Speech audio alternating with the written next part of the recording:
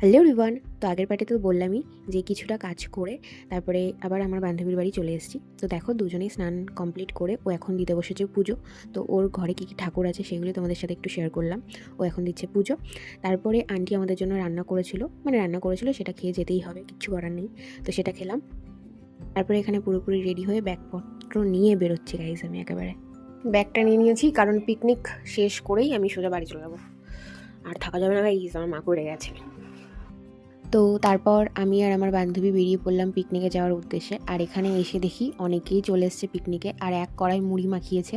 তো সেটাই আমাদেরকে খেতে বলছে, বাট আমরা তো খাবো না, আমরা তো বাড়ি থেকে খেয়ে এসেছি। আর এখানে সবাইকে একটু পরিচয় করাচ্ছিলাম, মানে দেখাচ্ছিলাম।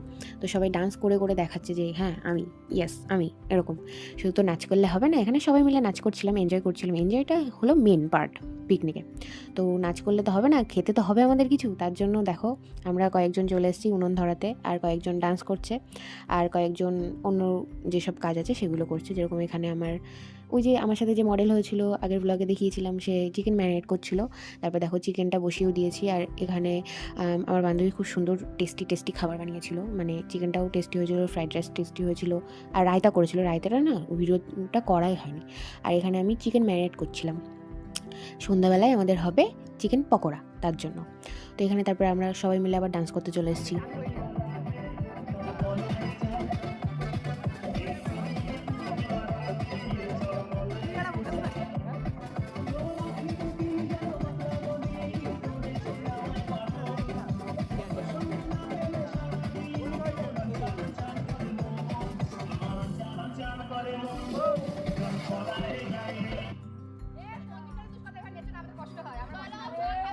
তো এখানে দেখো সবাই তারপরে খেতে বসে গিয়েছি, মানে কিছুজন খেতে বসেছি, আর কিছুজন আমাদেরকে খেতে দেবে, তারপরে তারা উঠবে, তারপরে আবার খেতে দেওয়া হবে, এরকম করে পার্ট বাই পার্ট হচ্ছিল।